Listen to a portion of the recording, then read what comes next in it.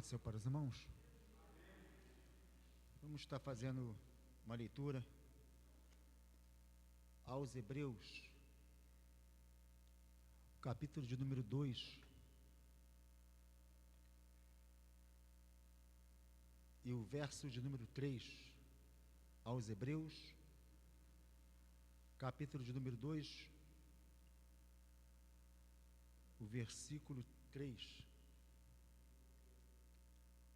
Como escaparemos nós, se não atentarmos para uma tão grande salvação, a qual, começando a ser anunciada pelo Senhor, foi-nos depois confirmada pelos que a ouviram? Pode sentar, meus irmãos. Meus irmãos, em toda a história que a gente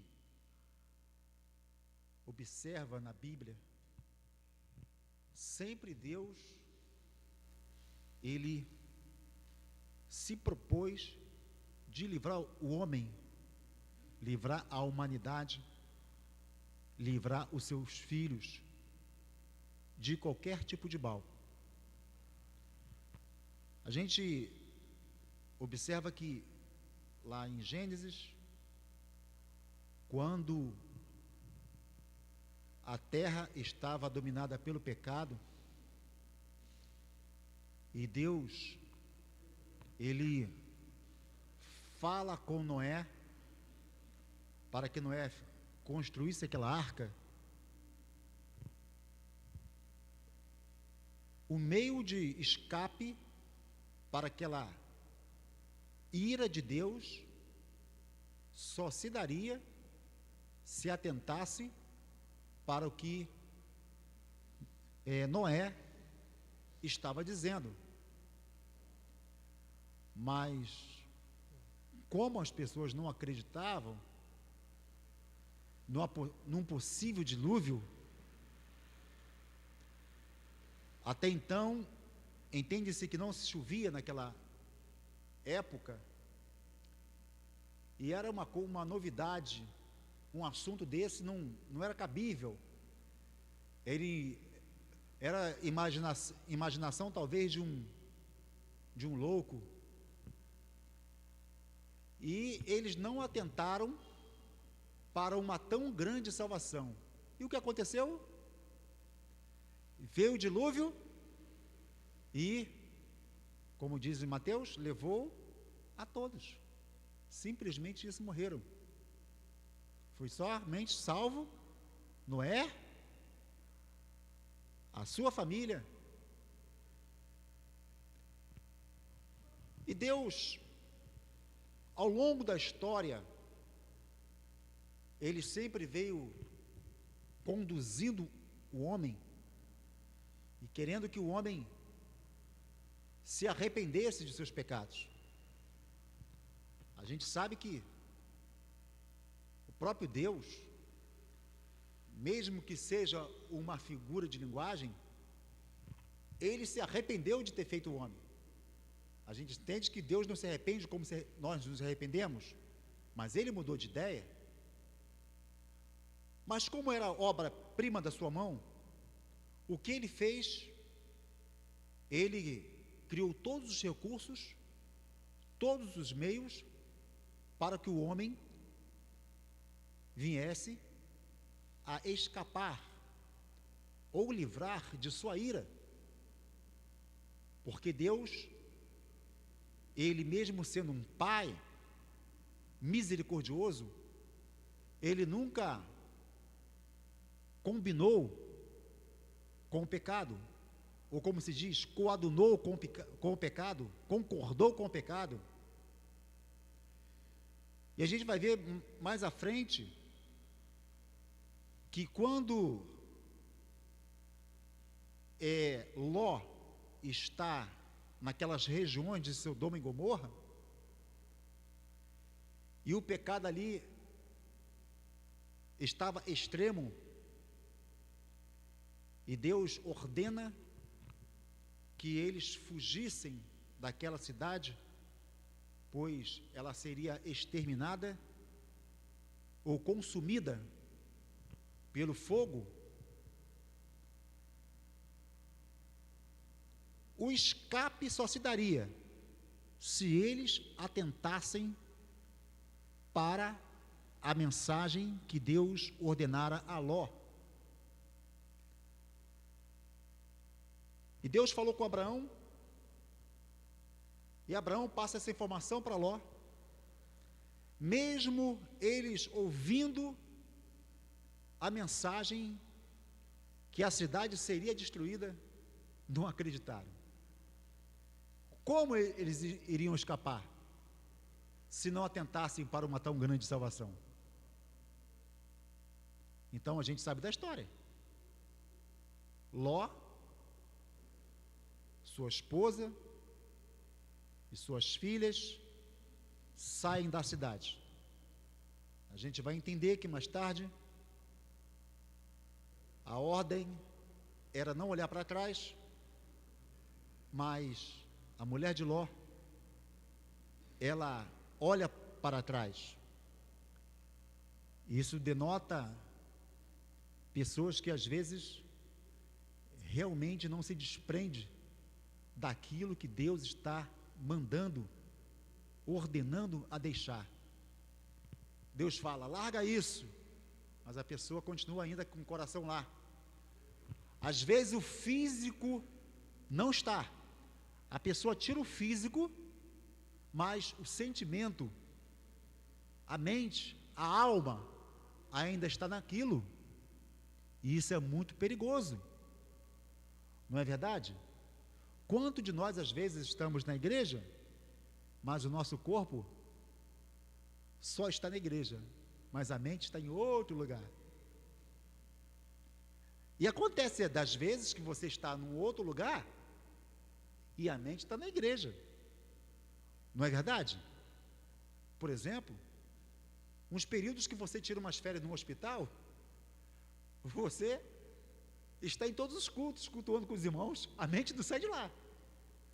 Mas quando tu está de boa, tranquilão, saudável, não é isso? Correndo, fazendo Cooper, comendo, se alimentando, indo. Muitas das vezes você está aqui, mas a tua mente está lá. Então, será que talvez às vezes Deus deixa a gente passar por uns crivos para a gente poder se alinhar, se ajustar? Como escaparemos nós se não atentarmos para uma grande salvação?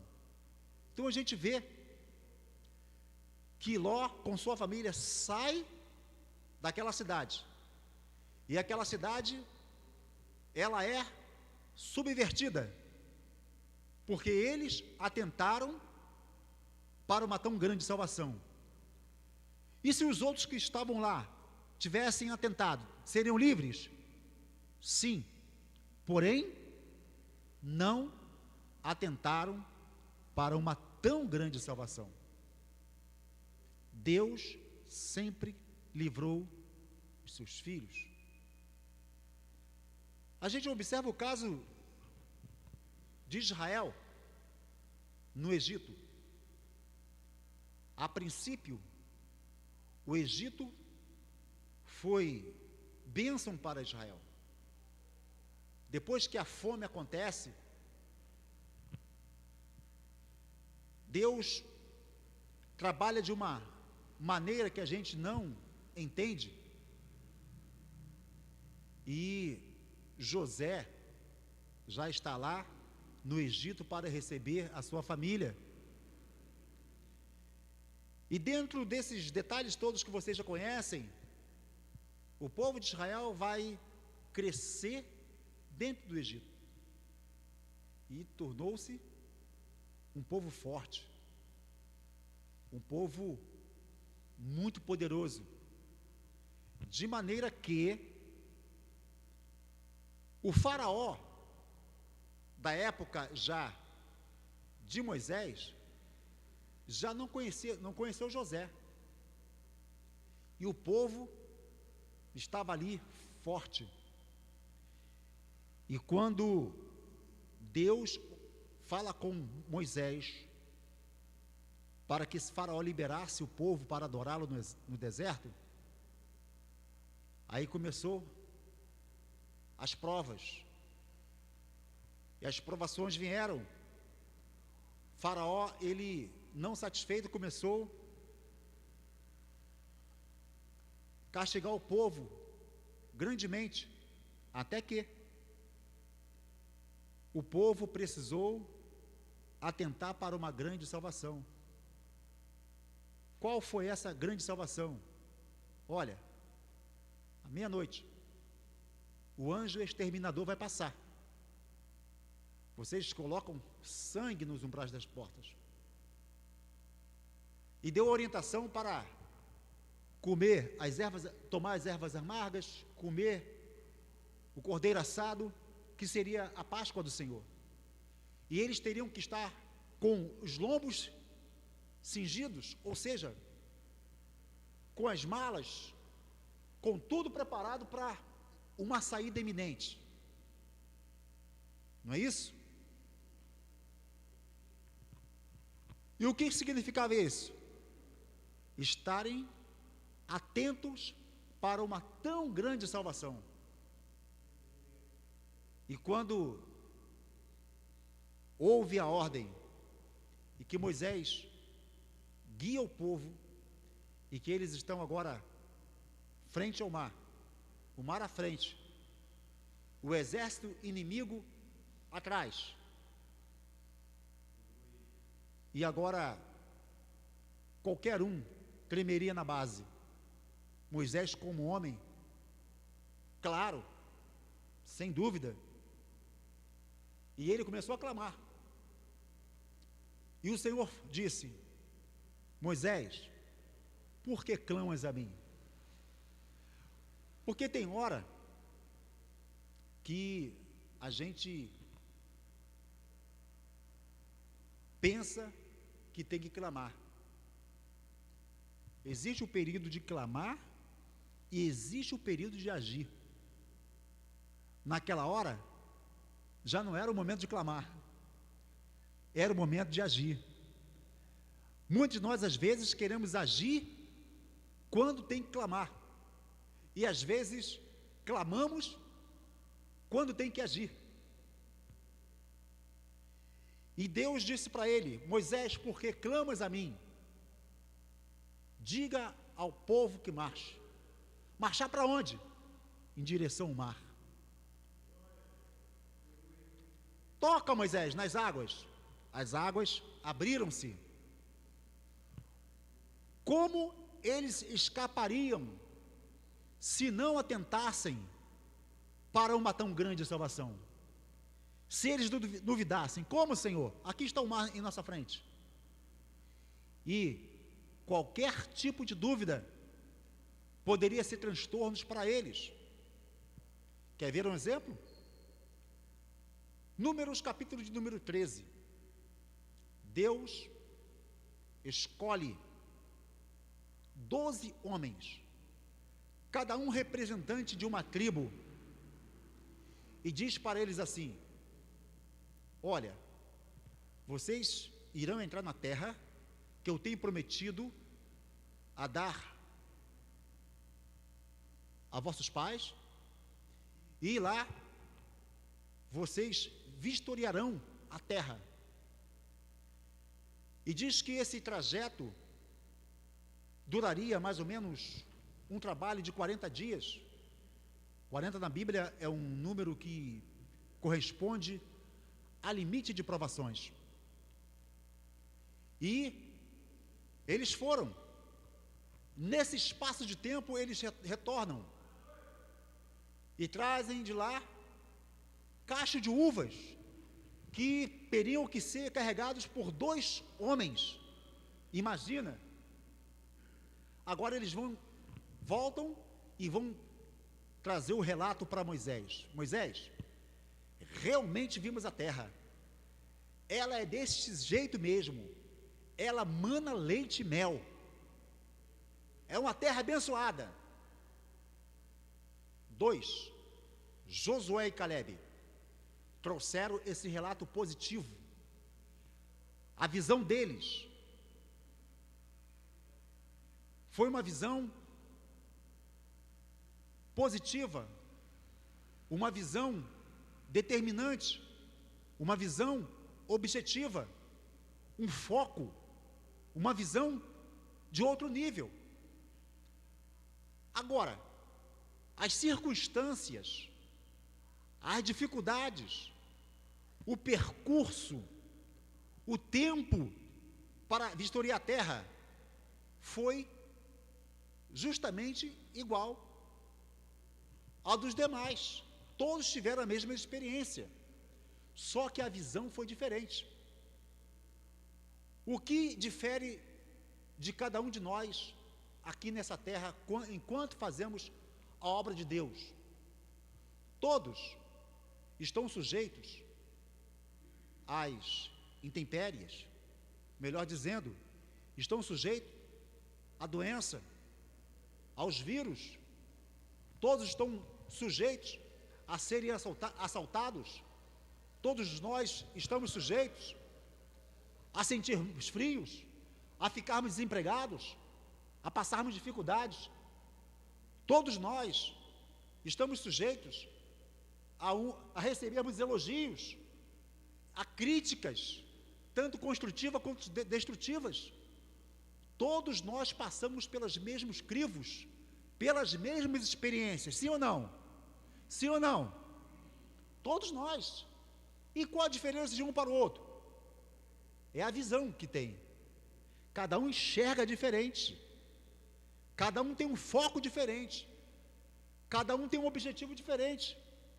Ora à vista, você coloca os seus filhos na escola, mesma idade dos coleguinhas, vão frequentar a mesma série, passarão as mesmas matérias, terão os mesmos professores, os mesmos orientadores. E no futuro, a vida segue. Só que uns param no caminho, outros se especializam. Qual a diferença? Todos tiveram a mesma oportunidade? Tiveram. Mas o que aconteceu? É que um teve um foco e o outro teve outro foco. Uns permaneceram e outros desistiram. Então, justamente, só 2 tiveram um foco positivo. Os 10 disseram para Moisés: Moisés, a terra que nós enxergamos é uma terra que pode nos matar, lá tem gigantes.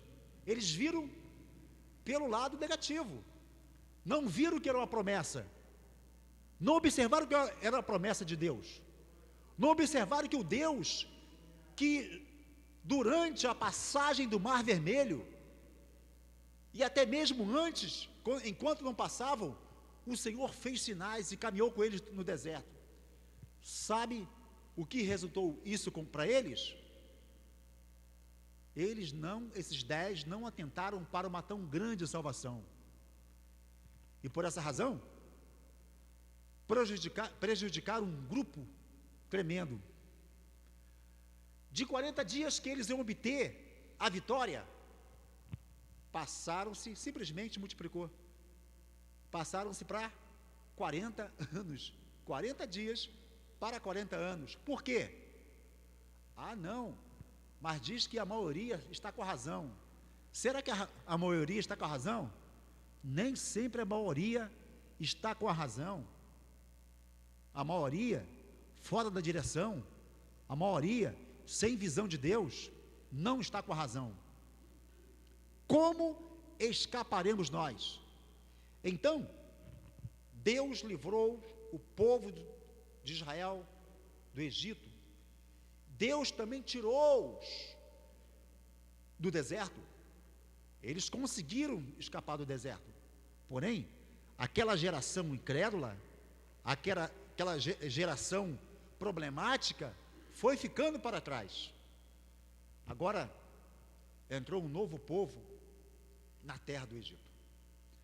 E esse povo que é, ou melhor, na terra de Canaã, E esse povo que entra na terra de Canaã, agora é um povo que vai precisar lutar, confiar em Deus, para não serem destruídos. E a gente vai ver que o povo, mesmo já agora dentro da terra de Canaã, vinha as dificuldades. Eles tinham que continuar lutando para cumprir uma ordenança de Deus, tirar todos os seus inimigos daquela região, porque Deus os tinha dado por herança. Eles tinham que lutar. Enquanto o povo de Israel estava confiante do Senhor, confiante do seu livramento, eles escapavam da morte, escapavam das emboscadas, escapavam dos seus inimigos.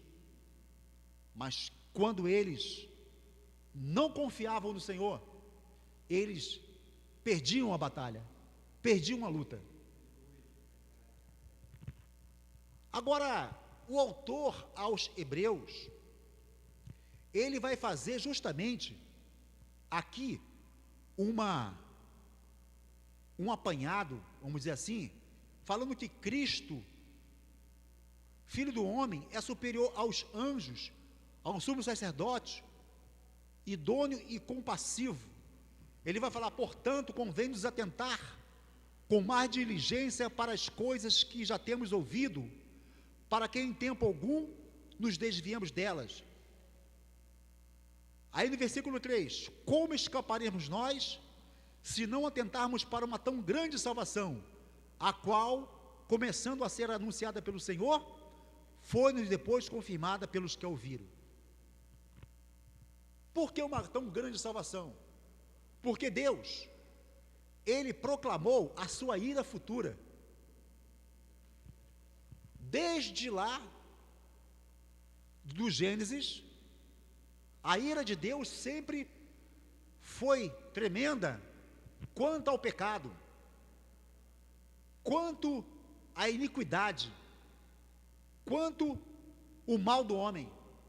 A ira de Deus sempre, mas Deus, Ele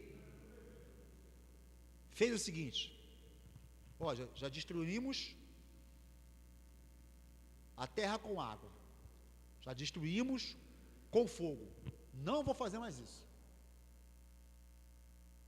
A alma que pecar, antes, os pais, os filhos, eles pagavam pelo pecado dos pais, até a terceira e quarta geração, pagavam. Por isso que acontecia dos filhos continuar sofrendo, porque estavam pagando o que os pais haviam feito. A gente está vendo uma lição aí que o que aconteceu com o pai, aconteceu com os filhos, aconteceu com os netos, não é isso? Não é isso? Vai até na pregação da Grace, do DNA. Mas só que o próprio Deus, Ele disse assim, vou acabar com isso. Os filhos não irão mais pagar pelos pecados dos pais. Não, vamos acabar com isso. A alma que pecar, essa morrerá. Cada um agora vai levar sua responsabilidade. Então, mediante a isso, o Senhor, Ele já tem o seu plano, que para o homem se livrar da ira futura, ou da ira vindoura, que vai acontecer, ele deveria atentar para a salvação em Cristo Jesus. Como sendo Jesus, olha, é a única oportunidade que eu estou dando. E não somente a única, a última oportunidade. E o autor está dizendo: como nós vamos escapar se não atentarmos para essa tão grande salvação? E essa salvação, ela foi anunciada pelo Senhor Jesus e pelos que a ouviram, os seus discípulos. E ainda vai dizer que Deus testificou com sinais, com os dons, com milagres, com maravilhas, para que o homem aumentasse sua fé. Como escaparemos nós? E nós sabemos que estamos indo para o fim dos tempos. Tudo está se cumprindo. Tudo está como já foi predito. E não tem mais nada a duvidar. Guerras, rumores, guerras, não é isso? Pai contra filho, filho contra pai. A gente está vendo aí cada coisa que está acontecendo, não somente no nosso país, mas no mundo todo. E a gente não tem nenhuma dúvida que Jesus voltará. Como escaparemos nós? O próprio Jesus falou: olha, o mundo e os homens maus vão de mal a pior. Que esse mundo iria de mal a pior. Jesus, próprio Jesus, ele não aliviou. Alguns que ficam dizendo: olha só, vem para Jesus, que vai ser mar de rosa, vem para Jesus. Eu confesso uma coisa: quando você vem para Jesus, realmente, você se sente leve, uma paz paira na sua vida, você tem realmente uma vida maravilhosa diante de Deus no seu mundo espiritual. Mas isso não significa que todos irão sorrir para você, não significa que todos vão achar você bonitinho. Pelo contrário, os discípulos, mesmo cheios do Espírito Santo, mesmo cheios de dons, eles foram perseguidos, e o próprio Senhor Jesus foi perseguido. Mas essa salvação está sendo pregada. A ira vindoura de Deus está por vir, e tudo está dizendo: salvai-vos desta geração perversa. Como escaparemos nós se não dermos ouvidos a uma tão grande salvação? Não tem como escapar.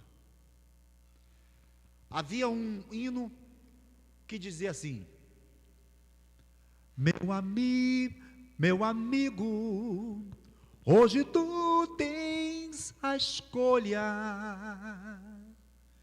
vida ou morte, qual vais aceitar? Amanhã pode ser muito tarde, hoje Cristo te quer libertar. Quem lembra? Quem lembra? Meu amigo, hoje tu tens a escolha, vida ou morte, qual vais aceitar? Amanhã pode ser muito tarde, hoje Cristo te quer libertar. Glória a Deus. Hoje Cristo quer te salvar, hoje Cristo quer te libertar, hoje Cristo quer te dar uma nova vida. Como escaparemos nós? Deus abençoe a todos. Aceite Jesus como teu Salvador. Melhor coisa que podemos fazer nesta vida. Obrigado.